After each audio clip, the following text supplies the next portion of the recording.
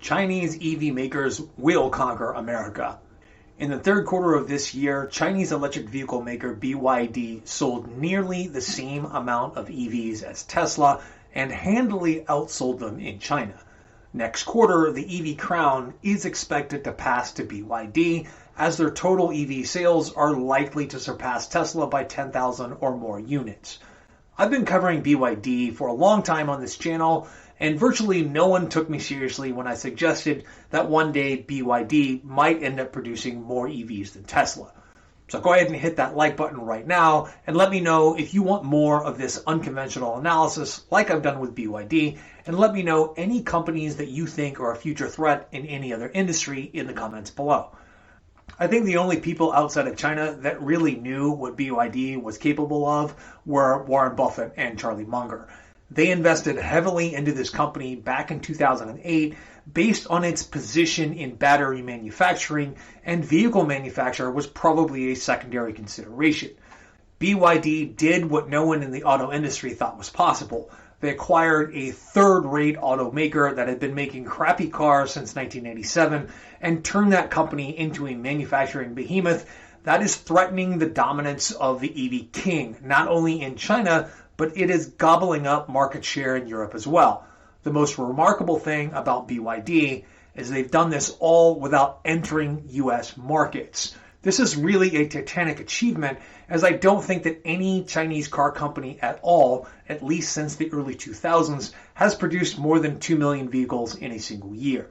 Competition has been too fierce domestically, and there was very little demand for their products in foreign markets. Because let's face it, their internal combustion engine vehicles were heaps of junk and they were plagued with reliability problems.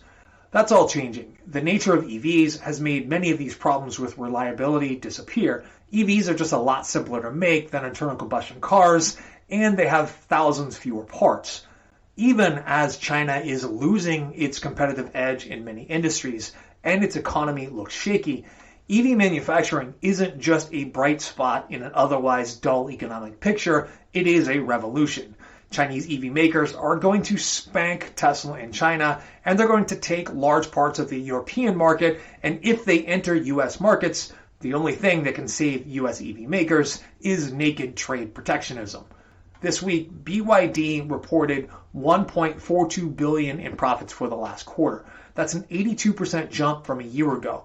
Compared to Tesla's $1.85 billion in profits, it's clear that the gulf in terms of profitability between the two companies is disappearing. Tesla is still vastly more efficient in many ways, and per vehicle margins are a lot higher for Tesla, but that may not matter in the long run. All Chinese EV makers have huge cost advantages over US car companies, thanks to generous government support, cheaper labor costs, and huge investment in charging infrastructure. Chinese EVs are getting cheaper while the reverse is happening in Europe and the US. In the first half of 2023, the average price of an EV in China was roughly $33,000, down by 2% from last year and half the cost in 2015, according to auto consulting firm Jado Dynamics. In comparison, the average EV cost $59,000 in Europe and $53,000 in the US. Like I discussed in my previous video on EV demand, there are really only two considerations when it comes to people thinking about an EV purchase. How much will it cost? And will I get stranded on the side of the road? The price point is easily the most important for people on the fence in the US, since most EV owners do their charging at home. In the US and Europe, making the shift on average will cost about 18 to 30% more than the same class gasoline-powered car. The cheapest EVs in comparison already cost less than their gas-guzzling equivalent. BYD and other Chinese EV makers are expanding fast into overseas markets, but Stella Li, a senior vice president at BYD, told Bloomberg earlier this year that the US market isn't under current consideration. So why aren't they considering expansion into US markets right now? It's mostly about protectionist trade policies and political tensions between the US and China. The US has levied a 25% tariff on Chinese-made cars, which cannot last in the long run if the US is actually going to remain committed to free trade, which, to be frank, is not guaranteed. For now, Chinese EV makers can concentrate on China, despite the fact that far fewer people own a home that can install a charger. The Chinese EV market is growing much faster than in the West and now accounts for about 2/3 of total sales around the globe. Last year, Chinese automakers sold 6.8 million EVs. About 5.3 million were battery electric EVs and about 1.5 million were plug-in hybrid EVs. In comparison, American consumers bought a little over 800,000 EVs in 2022, about 15% of China's sales, according to Cox Automotive. That's not just because China has a larger population.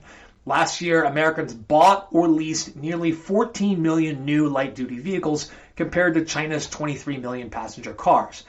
Percentage-wise, that means 20% of new cars in China are running on batteries, while that share is only 6% in the US. BYD is the undisputed champion in China's battery EV market with 26% market share. According to my research, this is the first time that any domestic car company in China has cracked more than 15% market share. BYD, of course, has domestic rivals that include GAC, Wuling Motor, Geely, Chongqing, and more well-known companies like Li Auto, NIO, and XPeng. They've recently shown that they are making strides as well, increasing production and sales domestically, and many of them have started selling overseas. Chinese EV exports jumped from just $1.6 billion in 2020 to $20 billion last year and have already reached $25 billion in 2023. The majority of those exports went to Europe.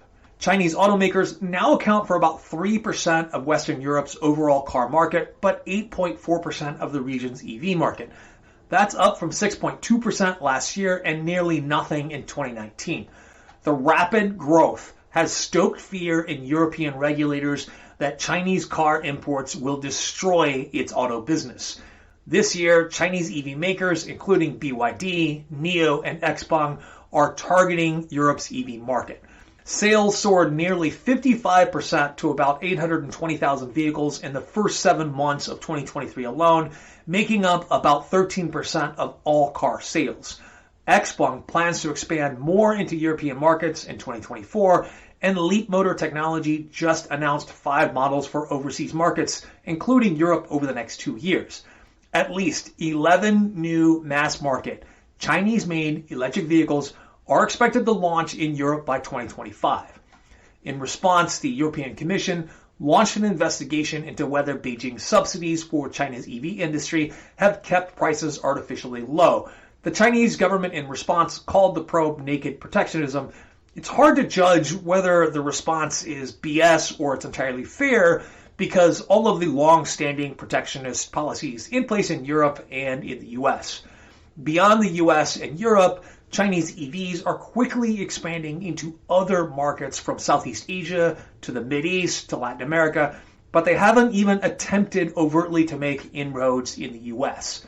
Heavy tariffs, poor perception of Chinese products, and a lack of brand recognition are some of the hurdles standing in the way. But even the 25% tariff may not be enough to keep Chinese automakers from undercutting US manufacturers. Over the past few years, many Chinese automakers have set up factories south of the border, producing cars out of Mexico that could not only keep costs low, but also evade some of the 25% tariffs imposed on cars made in China. Some companies are coming to the US through joint ventures. Last month, Stellantis announced a $1.6 billion investment in Chinese EV maker Leapmotor. We might see more of these joint ventures in the future, as this is common practice in China, with most US and European manufacturers having a joint venture relationship in one form or another with a Chinese company. Based on the recent UAW strike, I think that there's definitely the potential for a joint venture to occur between a Chinese company and one of the big three.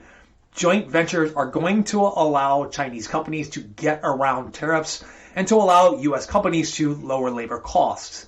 Chinese EVs are already in US market, though, without many realizing it.